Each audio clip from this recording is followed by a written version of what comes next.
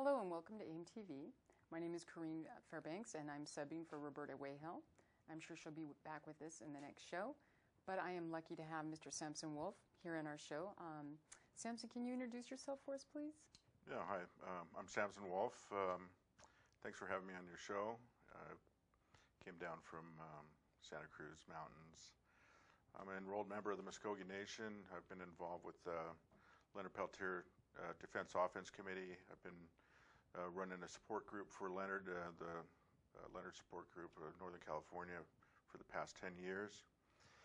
I've been doing work with AIM West up in San Francisco and just been involved in a lot of indigenous issues. And, you know, when I found out about Leonard Peltier was still in prison, 10 years ago, I thought, Leonard's still in jail. What's up with that? And then I met a support group at that time, which is the South Bay Leonard Peltier Support Group in San Jose, which is run by Donna Wallach. And she invited me to come to a meeting and if I wanted to help out. And I thought, well, sure, I'll come and check it out. And when I went down there and met everybody, it was a nice group of people. And,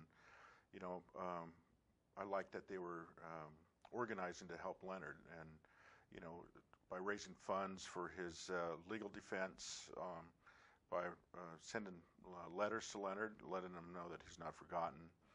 And, the things that Leonard has done in his life, basically he's made a huge sacrifice for a lot of people.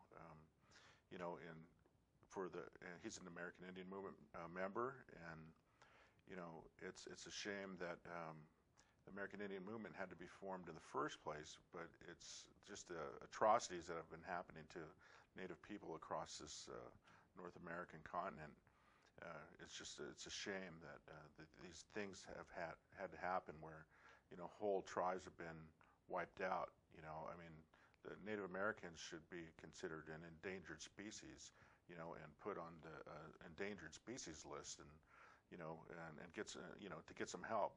But fortunately, there's some people just got tired of it, tired of being discriminated against and hated on, and having their land stolen, and their religious ceremonies, were taken away, and kids. A huge problem in America was when they had this whole philosophy of the U.S. government. Save the man, kill the Indian, save the man. So trying to get them acclimated into the dominant society, which is a white culture. And a lot of people were abused in these boarding schools that were taking the children away from the parents and put into these boarding schools. And my father was one of those kids that was in a boarding school.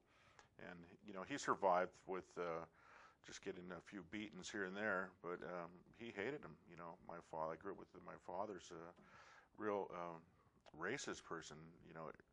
Back then the slang term, like in the 60s, where they called white people honkies. So I heard, effing honkies this, effing honkies that, growing up, and it was really kind of confusing to me because my mom's white. So I was like, when I got old enough to understand, hey, Dad, why are you so hateful against white people? Then why did you marry a white woman?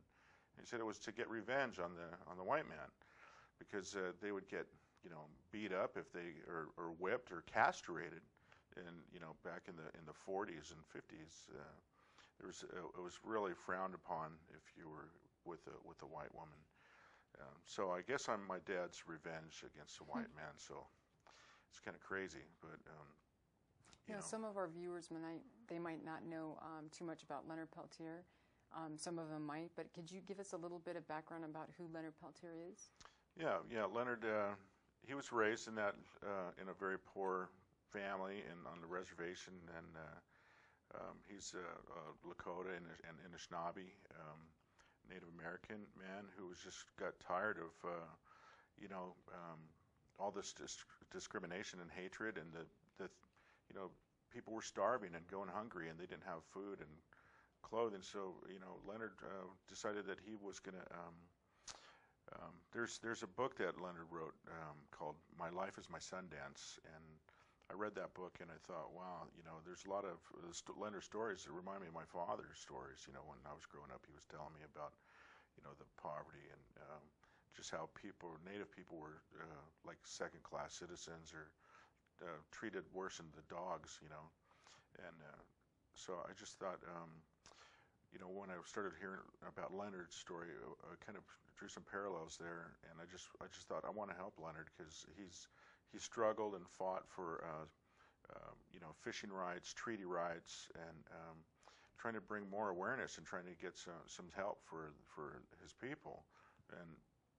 And then Leonard was called upon by, you know, they started the American Indian movement back in the 60s. You know, it was a big turmoil, a lot of in American history. I mean, they had the war, the peace movement. People were fighting in Vietnam, and a lot of soldiers were coming over in boxes, and so there was the whole movement for that, for the anti-war movement, you know. And then there was the Black Panther Party was trying to clean up their neighborhoods in Oakland and to get rid of the drug dealing and all of that stuff. So they were formed the Black Panther Party to kind of clean up their city and organize and have you know, just like the American Indian movement, the La Raza movement, all these people were coming together. People were getting tired of the status quo of you know, basically you know, conquer other nations and take their stuff, which has happened here to the American Indian people. And so Leonard you know, was asked to come out and help defend some of the traditional elders back in Pine Ridge in South Dakota. There's a lot of people that were getting murdered out there, and these murders weren't going, and they weren't being investigated. You know, there's nobody brought to trial to face these murders. So the traditional people were saying, we need help, and they asked if the American Indian movement would come and help them. So Leonard, that's why Leonard went out there to Pine Ridge this is back in the early 70s, and they camped out there at the Jumping Bull Ranch and, you know, set up camp. And there's you know, they were like helping chop wood and bring water for the elders and trying to help some of these traditional people. And they welcomed them. They asked them to come, and they came. Leonard went there and came out to help out. You know, Leonard had been around. He was up in Oregon for a while, Washington, and he came down through California. But he's with the American Indian movement. Ended up out in South Dakota. So when this gunfight that happened, you know, it could have been avoided. You know, with the FBI came in onto the reservation unannounced in unmarked cars. They didn't say who they were, and there was a shootout that took place, and these two FBI's in these unmarked cars, they didn't know who they were. At the time, there was a lot of racism going on. People were raping women and killing people, Indian people, and raping Indian women, and they weren't being prosecuted for it. So that's really frustrating. You could see that there wasn't any actions being taken against these people who were doing this harm to the Indian people. So, you know, you used to be able to carry, you know, you could march with a gun and weapon, and so they brought all their weapons out there and set up camp. And when the shootout happened, these two men got killed, and they'd killed Joe Kilswright Stunts. And you know, the whole thing could have been avoided if the FBI would have just said, "Hey, we're here looking for this person," and but they didn't do that. And I think that was kind of, some people speculate that it could have been just sacrificial lambs because they wanted to break up the American Indian movement, and they knew some individuals they wanted to find, which were Dino Butler and Rob Robidoux and Leonard Peltier were three of the members that they wanted to go after, and that's who they had their sights on, and so they went after them, and they fled. They got away, and that led to one of the largest manhunts in the history there,